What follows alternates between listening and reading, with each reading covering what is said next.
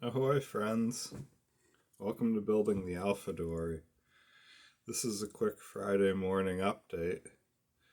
I'm Dan and this is part of our project to build a Chamberlain racing dory. So let's get out there and see what's been going on in the shop.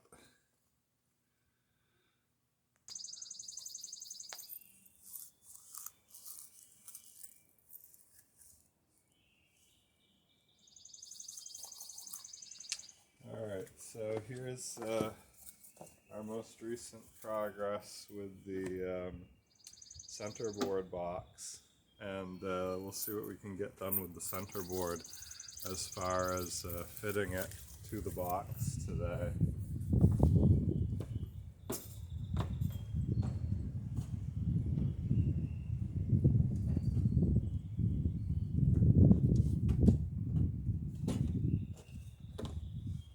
So here's the board we'd already built, which is 2 layers of 3/8 ply.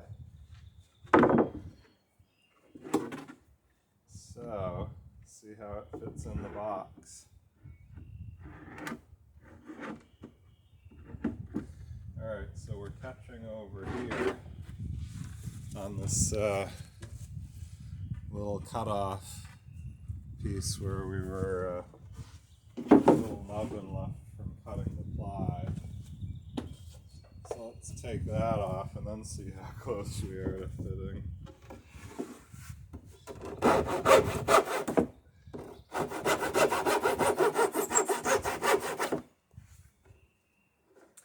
And of course this still all needs to get sanded down, and like this isn't even level with the 2 sheets of ply, so this will get cut back even more.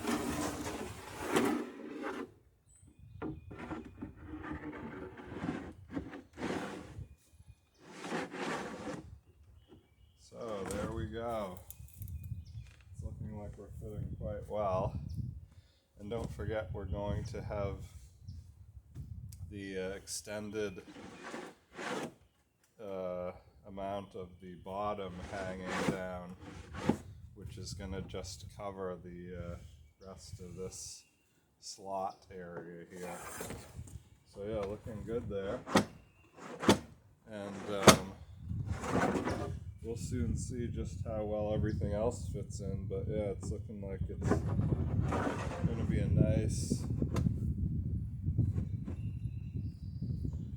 tight fit for the board. Oh. Alright, so next thing we'll do is we want to go ahead and see if this thing will swing. Alright, it's all well and good to have a drop keel that we can slide vertically.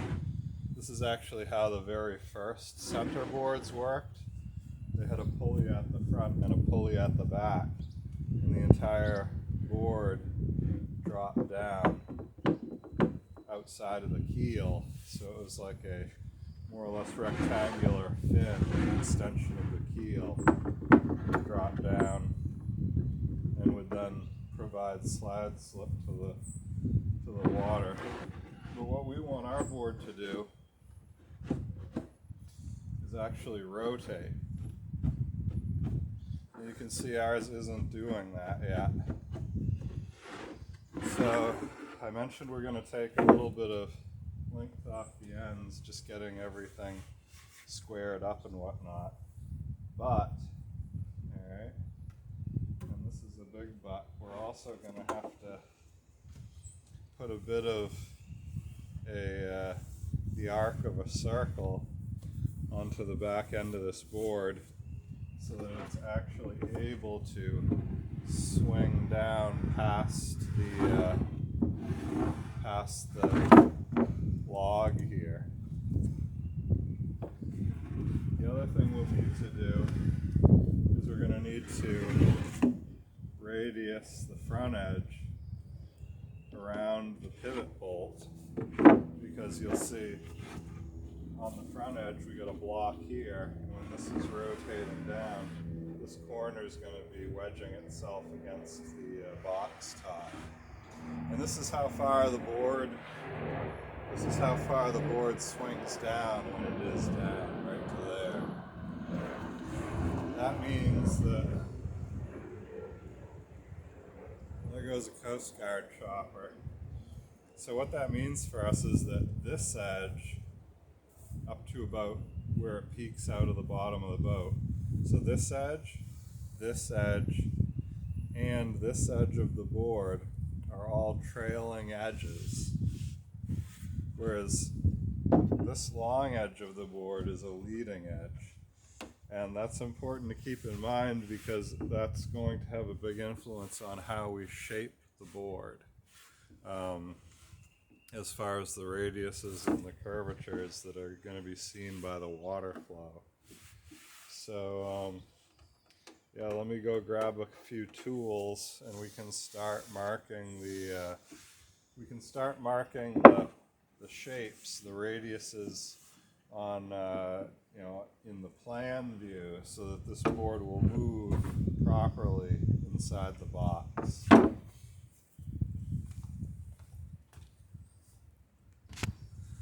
So the first thing we've got to do here is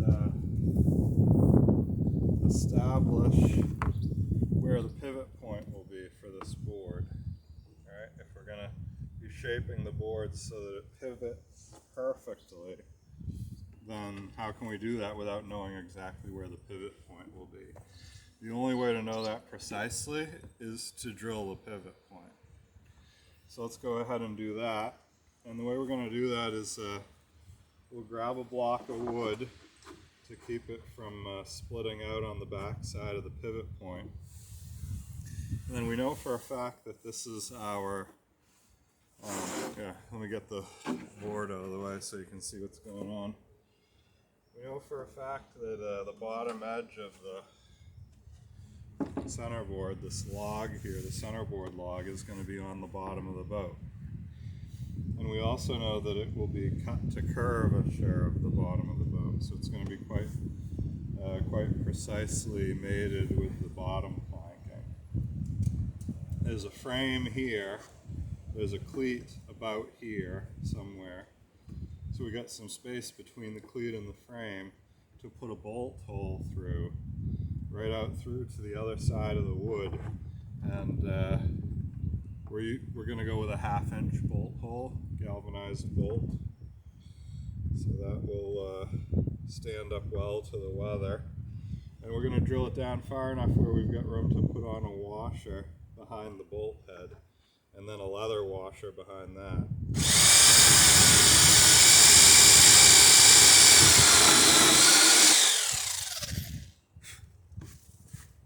Alright, so you can see we've gone directly through and kind of ended up in the perfect spot. So then I'll just keep going through the piece of wood that's in here.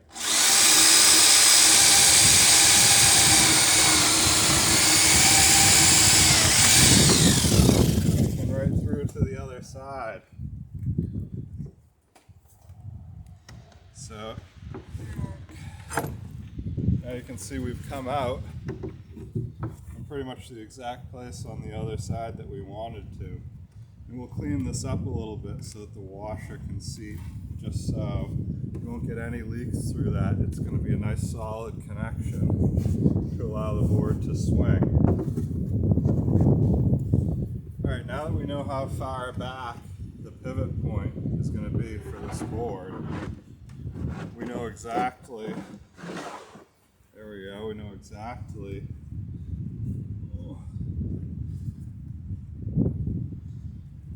where did I put the pencil? Here it is. We now know exactly where the hole's going to be. So I can put a pencil down through that hole, get a nice dark mark on the board.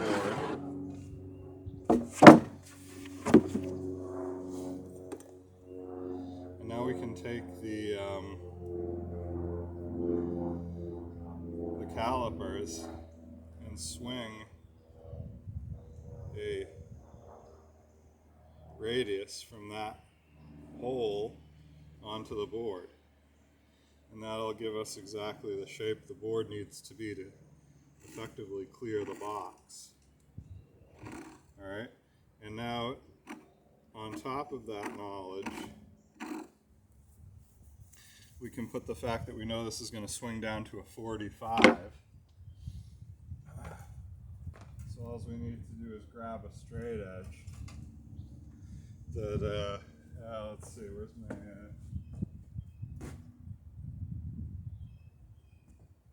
hold up a sec, folks. I'm going to see if I can find my bevel square.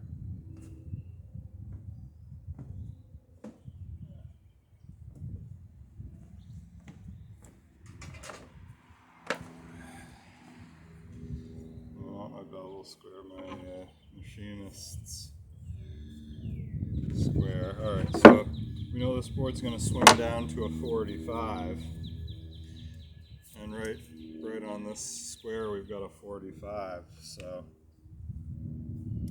what we can do is see where the 45 intersects the radius of the swing.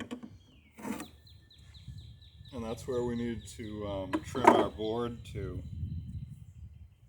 so that it'll be able to rotate downward and get out into the water flow just so.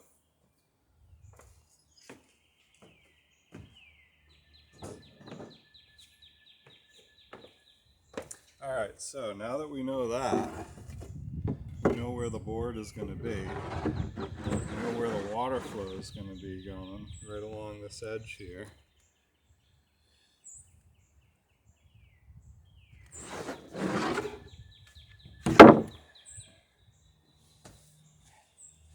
Now we can drill the pivot point for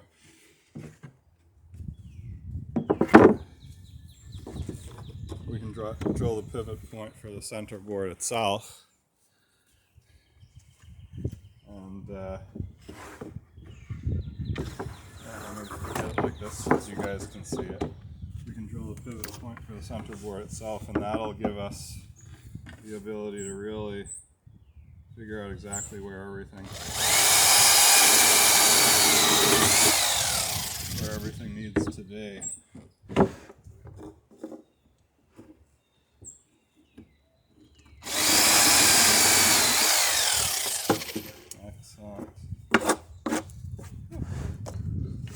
Went right into the old hole when it broke out and just missed drilling a second hole in the centerboard. Yeah, any more holes and we're going to have water come in. Alright, so with that hole established, now we can pretty much temporarily just take any sort of a pin or anything, pop it in here, and we'll get a pretty good idea how this board's going to rotate. So, next thing we need to do is we need to mark the, let me get this in shot, mark the radius on the trailing edge of the board. Okay, so the trailing edge of the board, like we said, is going to be this entire surface, except for this top edge which is still going to be left in the box. But this edge, and that edge are the trailing edges. The only edge that needs to be radiused so it'll swing out of the box is this top corner needs to be brought back a little bit. So, where did that pencil go? Oh, here it is.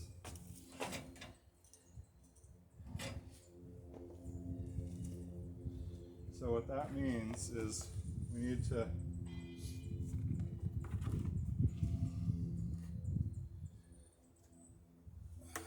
I'll do it like this. We need to get the length from the pivot point to the bottom edge where the board will clear the the back end of the trunk. So we got it about there. Now we can go to the pivot point here, and oh look, we're right at the back edge of the board. So that's kind of perfect. So now what we'll do is start at the back edge of the board, right here, and we'll swing that line. That's the radius we're going to need to put on the board in order to get this back edge to clear the trunk as it swings out into the water flow.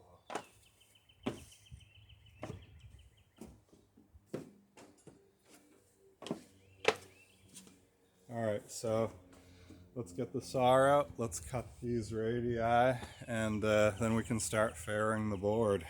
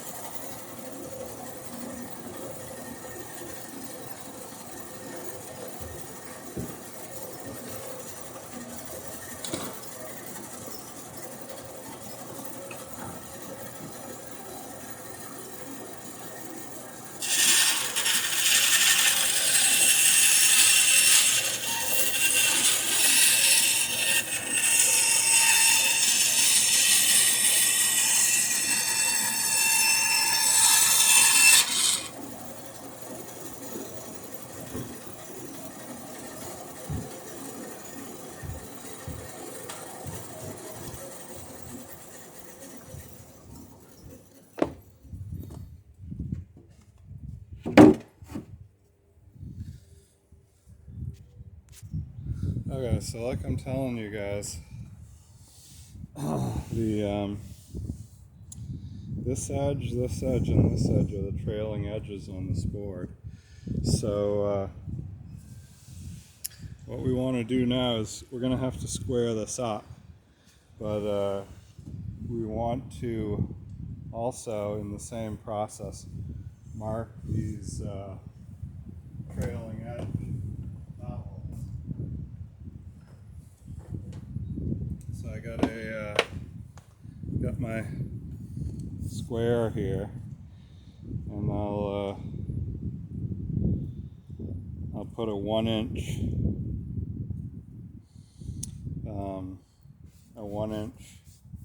trail. Let's go to 1.5. This is a racing dory. Give it a little bit of a slicker bevel. So we know we're going to want to start about 2 inches down from where the centerboard handle, there's a metal bracket that goes on there. So we'll radius this in 1.5 inches, and then we'll mark the bevel with the square. Oops. Yeah, it helps to use this side so that you can keep the pencil in that notch that the steel rides in on the square. Alright, and that'll give us a pretty good guide. We'll radius this here as well. That'll give us a pretty good guide as to where the bevel's going on this trailing edge. So yeah, we'll fire up the sander and get at it.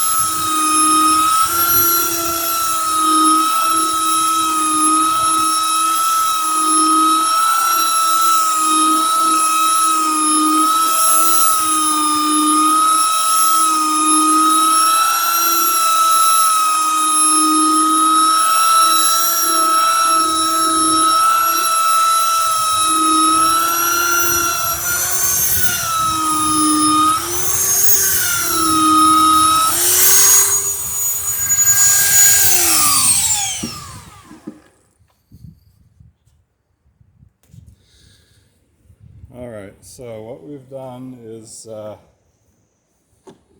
we've refined the trailing edge of this foil, this centerboard.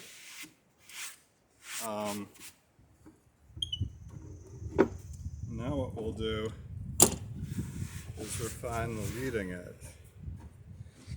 So now this is kind of an interesting subject, and goodness knows there's plenty of sort of hokum and supposed science and pseudo-science and everything else out there on the interwebs and on forums, and the number of folks who somehow, for some quote-unquote scientific reason, believe that a foil is an advantage in a small, day sailing, camp cruising type vessel. It's just pretty ridiculous.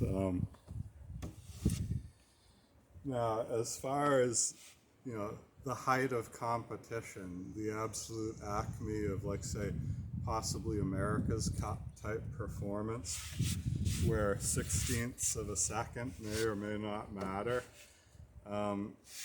It's quite possible that there are small advantages to be gained by some of this radical foil shaping.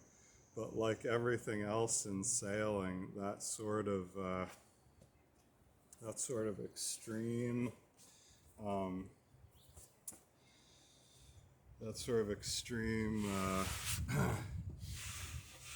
obsession with quote unquote performance.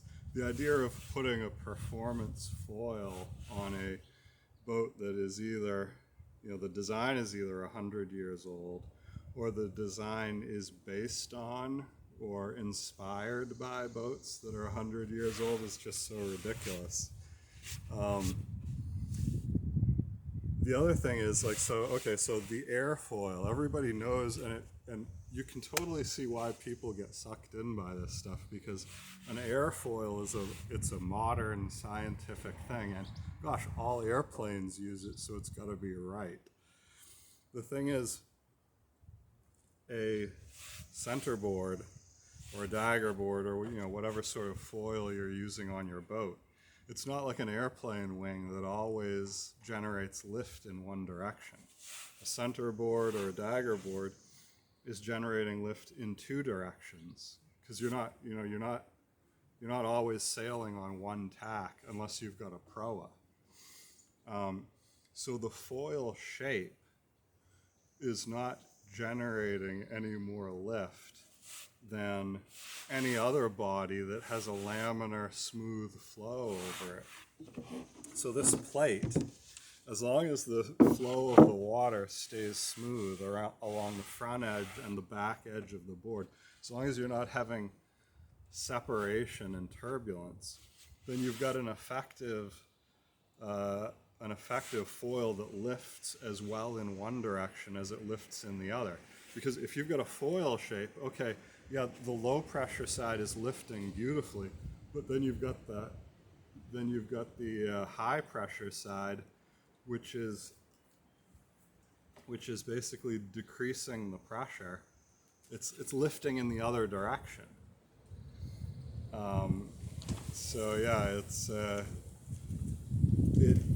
A symmetrical foil sailing on both tacks basically cancels itself out. A flat plate, as long as the flow stays laminar along the front edge and it's smoothed out and tapered off and trailed off into the water along the back edge, is going to lift as well as any, you get these folks who are printing out like NACA foil shapes. And the other crazy thing is, hopefully they've updated this in the past few years, but when I was looking into this, we had all these folks printing out aeronautical wing foils, thinking that those are going to work great on a centerboard, but water is such a different medium than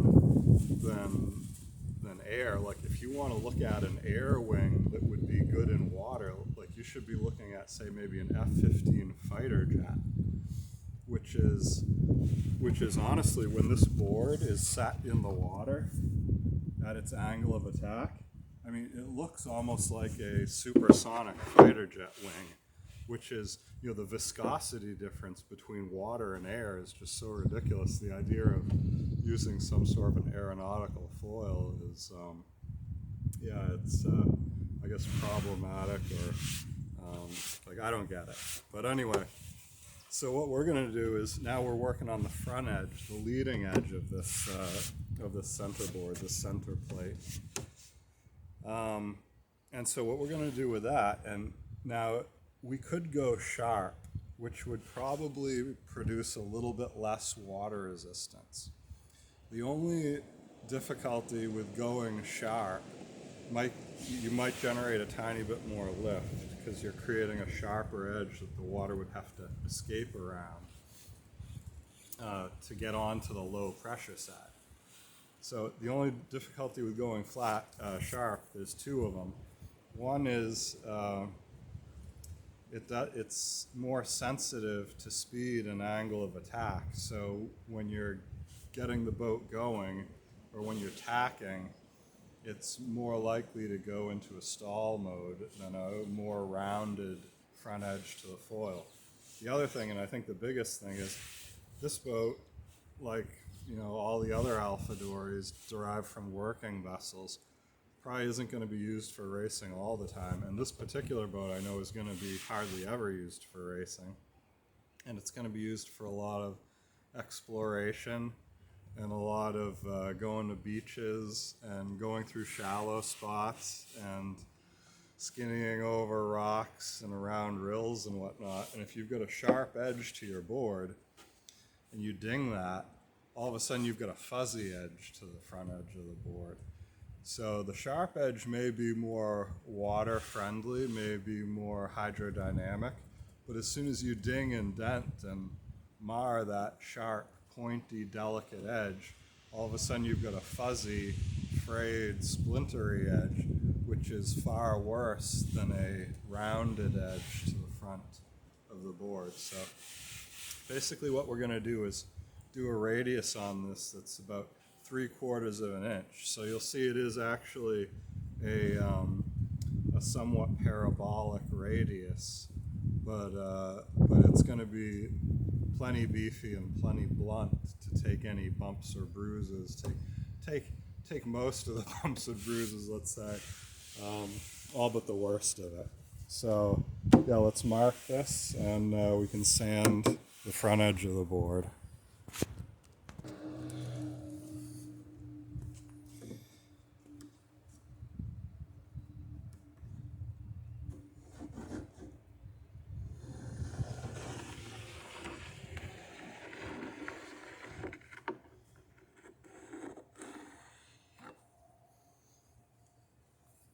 Alright, so there's the line we're radiusing to. And like I said, we're just going to make this one a rounded curved radius.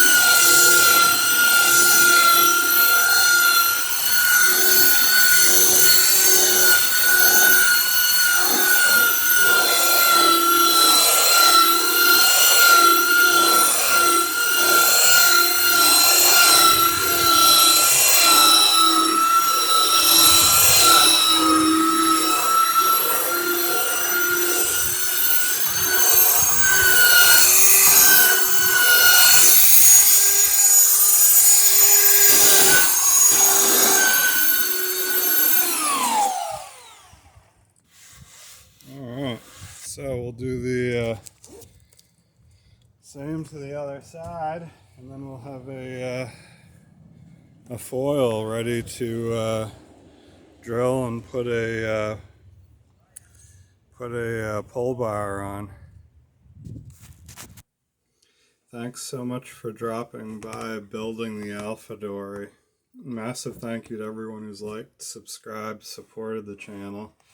And I look forward to seeing you guys in the comment section and in the next video. Talk to you later. Bye.